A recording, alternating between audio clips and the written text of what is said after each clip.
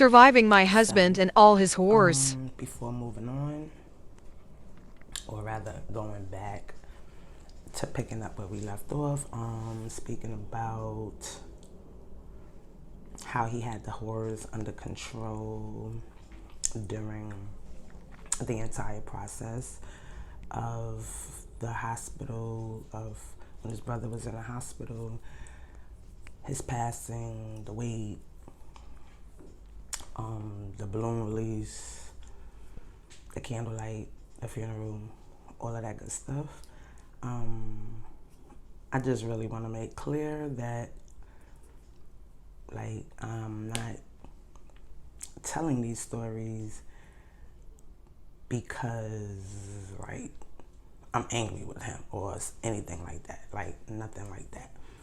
I also want to make clear that the stories I spoke about, far as what I witnessed, far as the death certificate of his brother, I did not ask him, could I talk about it? I did not need permission. I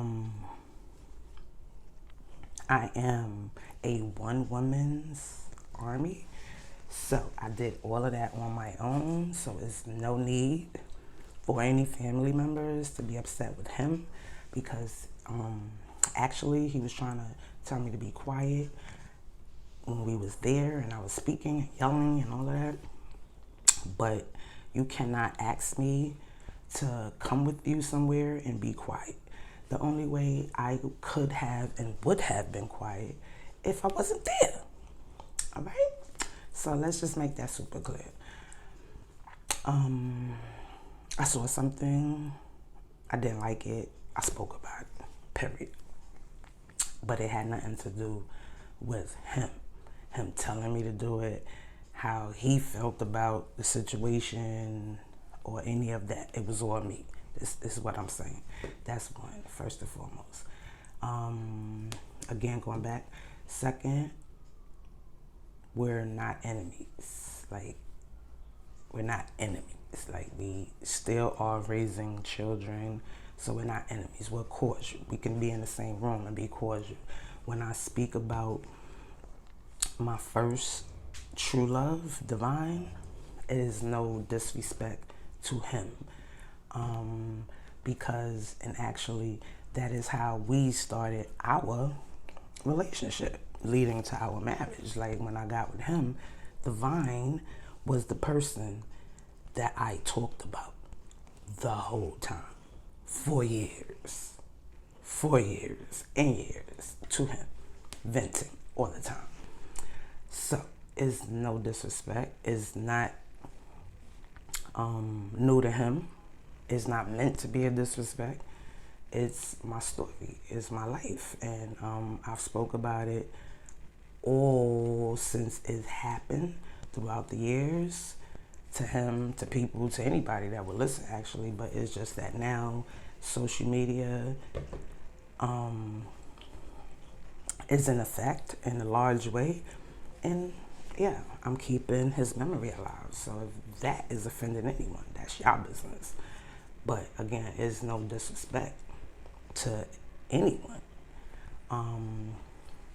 So with that being said, moving forward, we will be talking about the whores after I'm done with this. After we're done with this, we'll be getting back to a video that I made originally before the passing of his brother. So this is a video that was made like months ago. I will be uploading that to my YouTube channel so everyone could finally know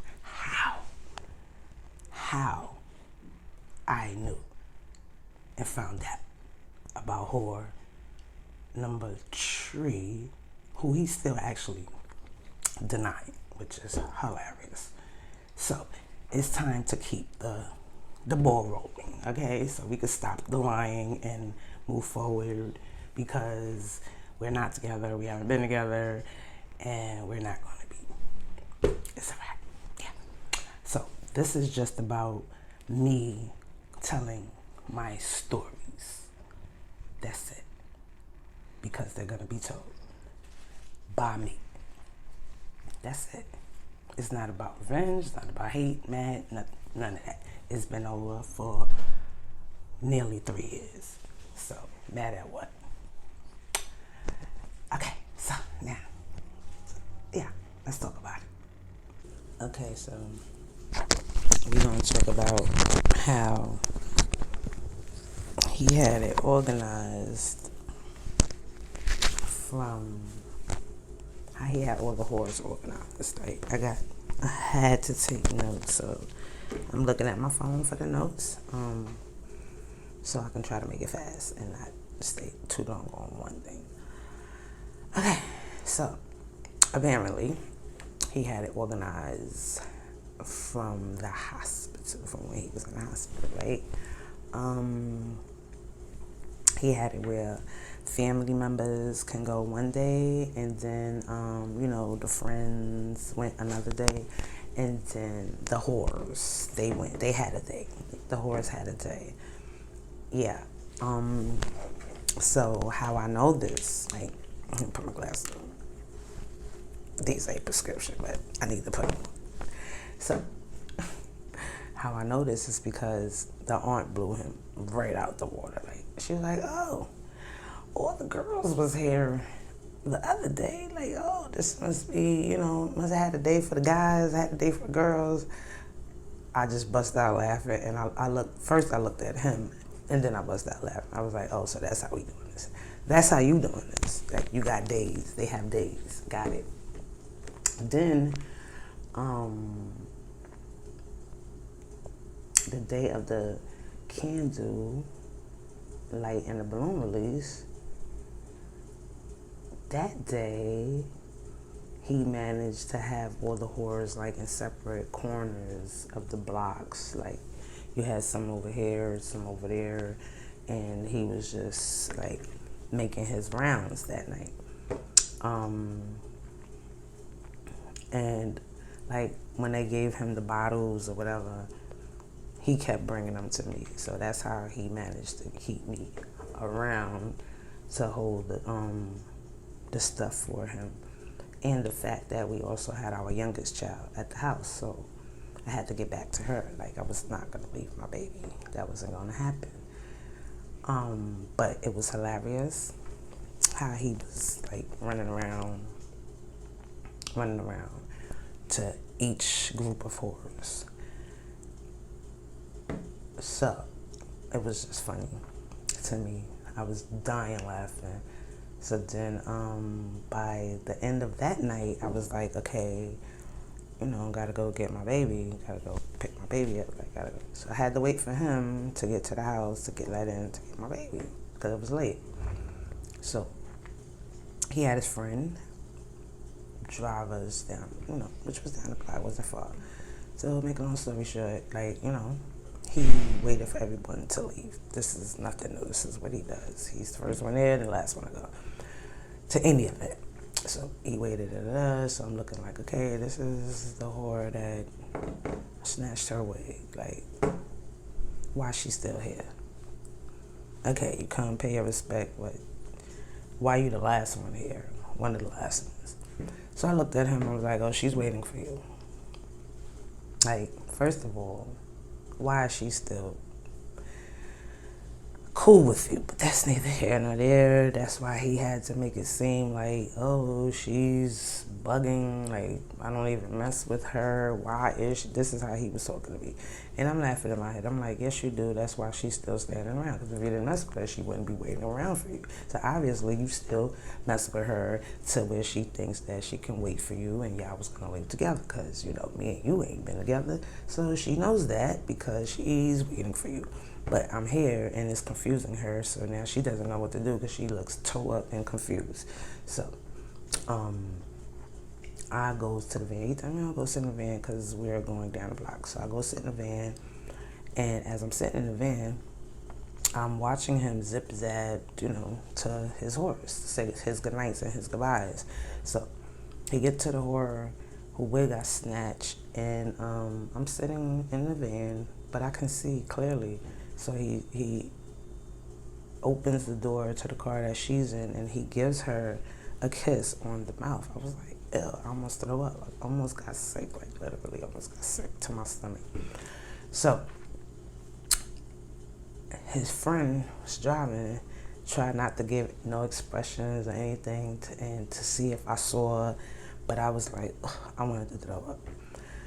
So long story short, he did that really quick, and then try to make it a small talk, 1 minute conversation, then left. Try to make it seem like that. So when he got back to the van for us to get to the house, I looked at him like, ew, like you are disgusting, like you're ugh, right? So later on, when he tried to reach out to get me a kiss, I was like, oh no, nigga, oh no. You just kissed a bag of dicks. Oh no.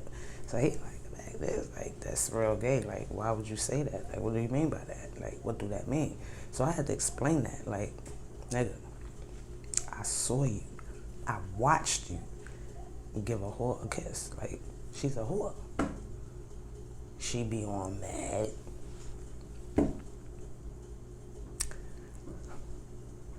So, when you gave that whole kiss, you kissed mad.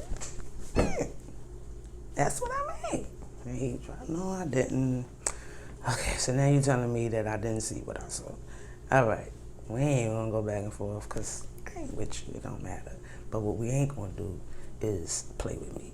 We ain't gonna make it seem like we together. We ain't gonna make it seem like we creeping. We ain't gonna make it seem like we been together. We ain't doing none of that. Or like I'm still Queen Bee, you know what I mean? And you got the whores, or you got the queen and the whores. No, we ain't doing none of that. Because that ain't what I signed up for. I ain't signed up to be the queen with the whores. They signed up to be the whores under the queen. But that ain't what I signed up to be. That's why I said they could be a pimp, but I couldn't be one his bitch. Absolutely not. Because that ain't what I signed up for. So, moving along. So at the end of that night, yeah, of course, we go to the house because that's where my baby is, like I said. So